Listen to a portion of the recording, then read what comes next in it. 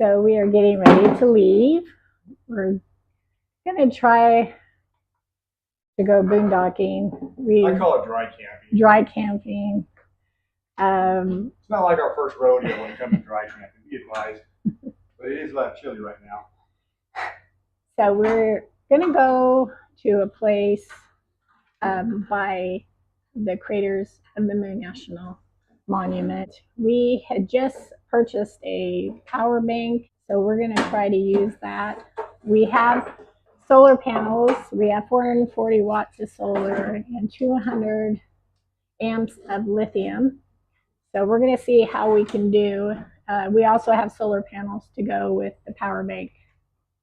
Anyway, I use the MoRide reel for my power cord because, you know, as you know, these things are heavy.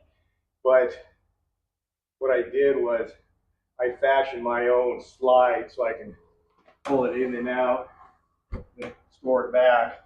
Real simple. Maybe one of these days I'll link down the description on how I did it. You know, maybe on one of those, what do you call it?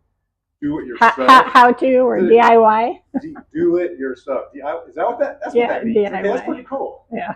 At any rate, we'd be all ready to go as far as this goes. Kind of set. That goes there. I think that's it there. That.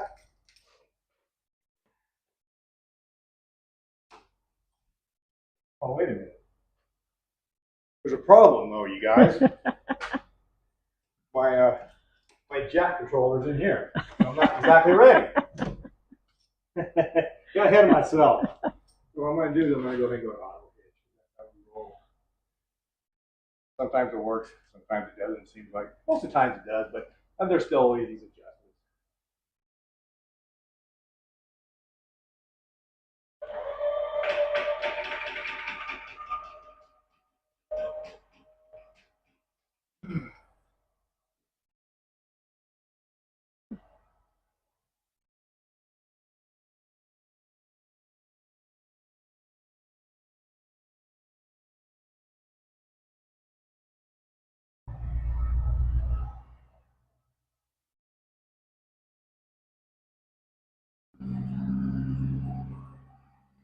Really cold out here this morning, like 30 degrees.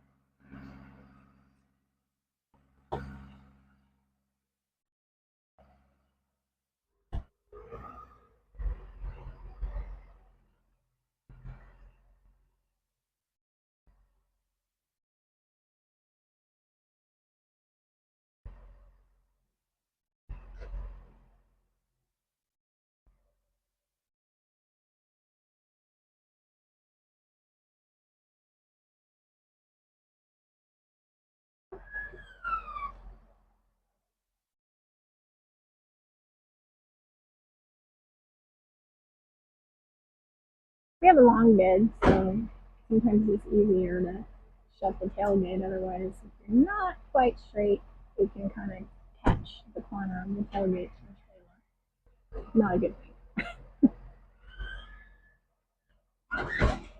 And bingo! So we're going to pack up the last stuff and get ready to go.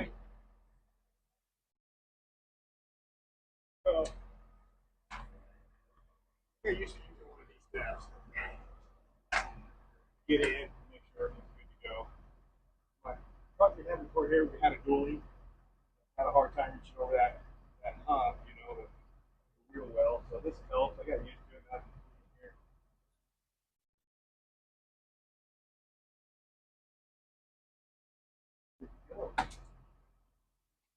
now. Okay.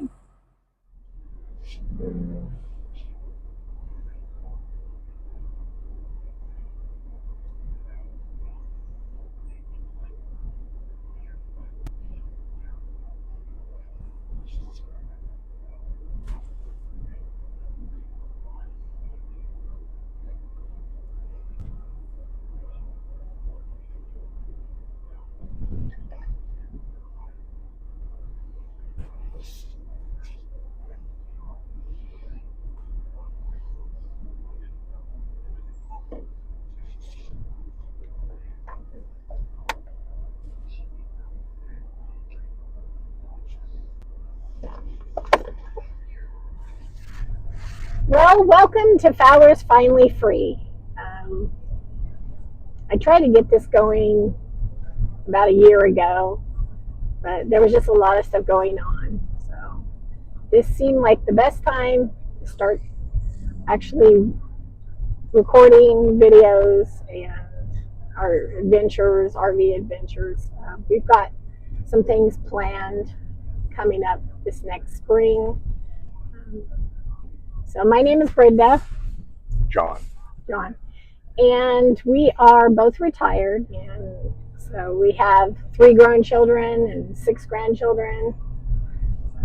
We're, all living their own lives, so we're definitely empty nesters.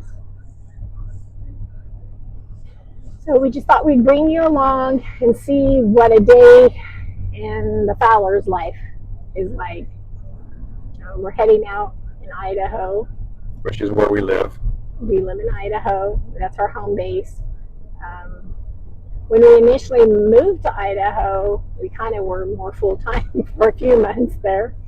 But now we're just part-time. We have RV'd our whole lives. This is not by any means a new RV life or RV journey for us. We've had multiple RVs. Right now we're pulling a 31-foot Cougar. We just traded that in. We traded our Raptor. It was a 352. It was 39 feet for the 31-foot Cougar, just to make it easier to go to some of the parks.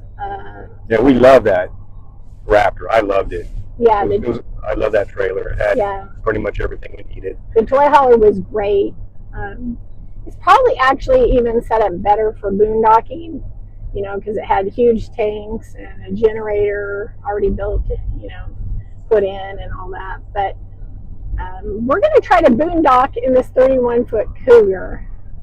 And what we've done, we took our 440-watt solar from the Raptor and put it on the Cougar. And we have 2 100-amp lithium batteries. So that, along with a power bank of a Jackery, I think it's a 3600, and we're going to see how long we can go with that. The Jackery did come, I think I already said this, but it did come with 400 watts of solar, 400 watts of solar.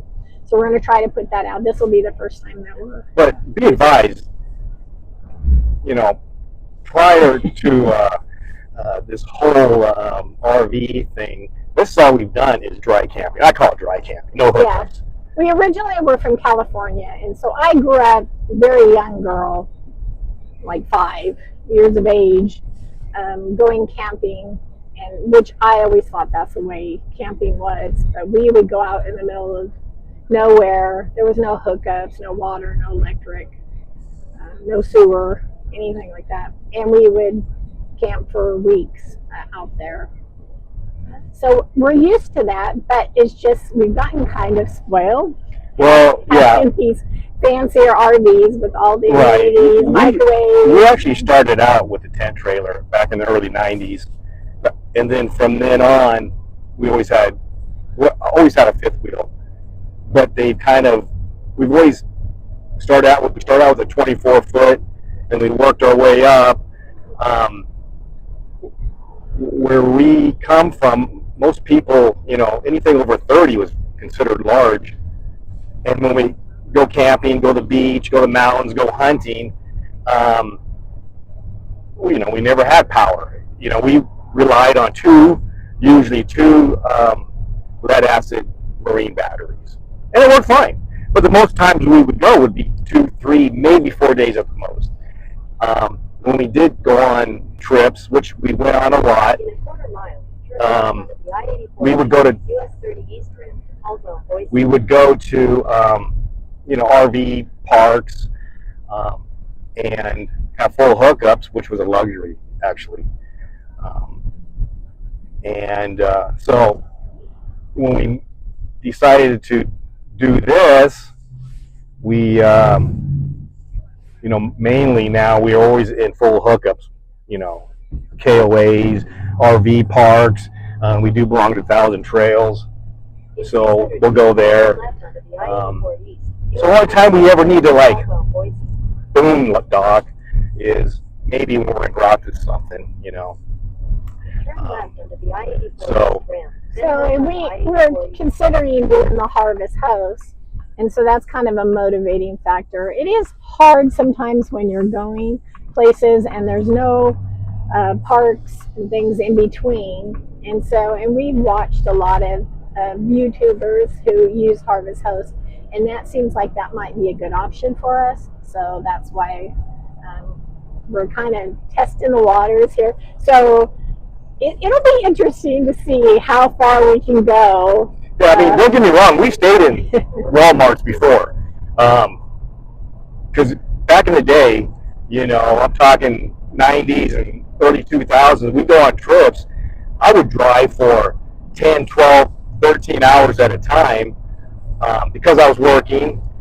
You have to get from point A to point B fairly quick to make the most of your time off. So it's all about pulling in and then get some sleep and then getting out of Dodge, you know, usually at 0 dark in the morning.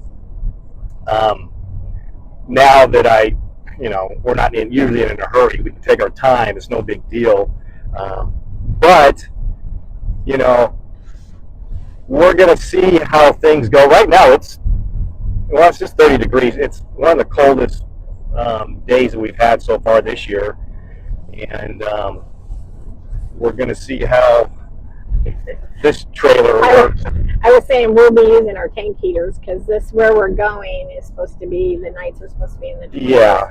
So, yeah, we've been in cold environments before. I call it the tundra. I don't know if y'all been in Wyoming, but I'm sure most of y'all have. But you know how windy it gets there. But in this particular case, we were there in February, and I mean the temperature was like 0 wind. We tested that trailer house pretty well as far as our propane or fireplace or heated hose. I had to put a heater in the basement to keep pipes from freezing on top of all that. Well, the one thing you never think about is we had a washer and dryer combo in that, and the pipes that were underneath to the washer and dryer. So I went to do a load of laundry and there was no water, and those pipes froze underneath. So yeah, the only pipes are kind of exposed in the basement. You know. So I had to put a electric heater in there to keep those pipes warm. You know, while we were there, we would have, you know, continued our travel, but the winds were so high they closed Highway 80. You know, so we were stuck for a couple of days. And we were slipping and sliding. Yeah, with that's another thing. Ford F-350 dually and the 39-foot Raptor, we were slipping and sliding. So, and I'm pretty confident, you know. And we ended up in a Walmart briefly to kind of let the snow subside a little bit before we. But yeah, it was definitely a white knuckle. You know. We ended up, I think, we were in, was it Laramie, yeah. Wyoming. And luckily a park there had availability. And so we were able to stay there for a few days while the weather improved. So we're going to take you guys along and, like I said, show you a day in the life. The drive is about, it says we're going to arrive there about 11:46 in the morning. It's about a 3-hour drive where we're going. So get set up, have chow. You know how we do it. Yeah. So we'll keep you posted. So we made it to the turnoff. Turnoff is cut off road for 1.5 miles.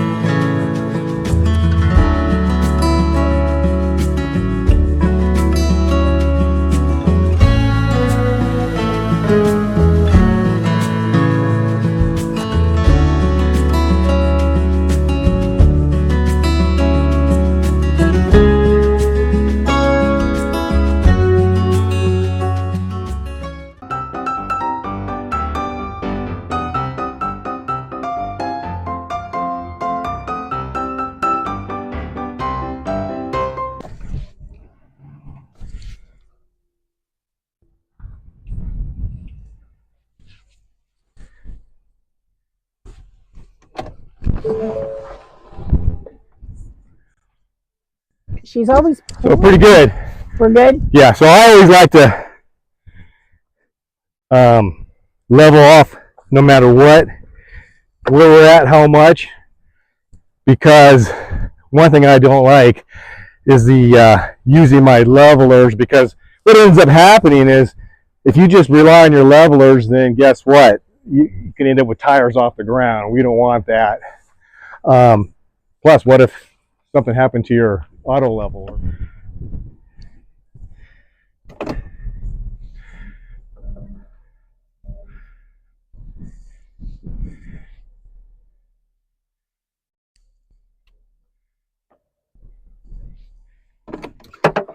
Okay, so we're getting that set up. So what he's done there is he has, So he'll tell you. yeah, what we got is our Jackery. It's an Explorer 3000. The reason we got this is because I didn't want to go ahead and put a lot of investment in a bunch of more solar panels, more batteries, and you know, more inverters and solar controllers and all that. So I did some research and I said, you know what, let's try one of these. I wanted something that could power the whole trailer, and it does. It'll fire up a generator. A generator, our air conditioners. We can run our microwave. It's just like having 30 amp service. And it also, in the event that I have an issue at home, I got a power supply there also. So between this, we do have 400 watts on the roof. Now we should be okay, but it is going to be pretty cold tonight, so our heater's probably going to be kicking on all the time. So we're going to see how long this lasts. We had it when we were in Yellowstone a few weeks back, right? Yeah. 4 or 5 weeks back. We were there for a couple of weeks, and I just got it basically. And when we got there, I went ahead and we didn't plug into shore power. Went ahead and plugged it in this, and it lasted. Using everything, TV, we've got our Starlink going, all that stuff, and after 24 hours, I still had 30% power. But anyway, we're going to see how this goes. Now, I do have a generator. I've got a dual fuel generator. It's a 4,800 watt, and what I do is, if I need that, you know, that's a backup, right? And I run that off propane. And I do that because I have a diesel truck. I don't want to have 3 different types of fuel. So I'd rather put an empty generator in my bay. I don't want to have like fuel that's left over in the tank and all that swashing around in the carburetor. You know, if it spills, you could have an issue. So with that said, I'm going to go ahead and plug this in. Now what I've done, and hopefully this thing should work, I installed a transformer or transfer switch to the trailer, because what I don't want to do is run my power cord on the outside. You know how heavy those things are. So I have a 10-foot 50 amp power cord with a let's see, where's my 30 amp dog bone? It's back here somewhere. Yeah, there it is. 30 amp dog bone. And the idea is, if we're driving around somewhere, we want to pull over at a rest stop, wherever, if I need to use the microwave, whatnot, I can just, boom, I don't have to pull out the huge cord. I can just plug this in real quick, and we're good to go. So let's see how this thing's going to work. This is my grounding plug for the generator. Keep that there just in case.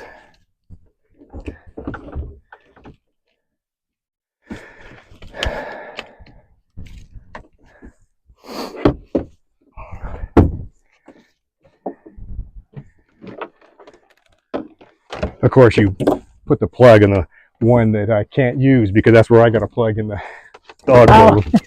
For the Starlink.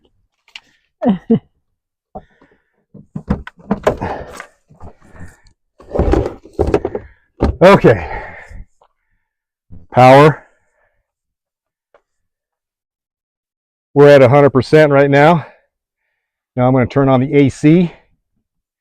Now it's going to it takes like 30 seconds, 45 seconds for it to switch on. You should hear a loud clicking sound. That's the transfer switch transferring over. You guys hear that?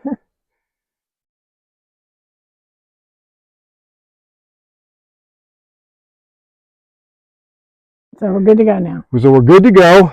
And what's nice about it is, you know, you can monitor everything on your phone.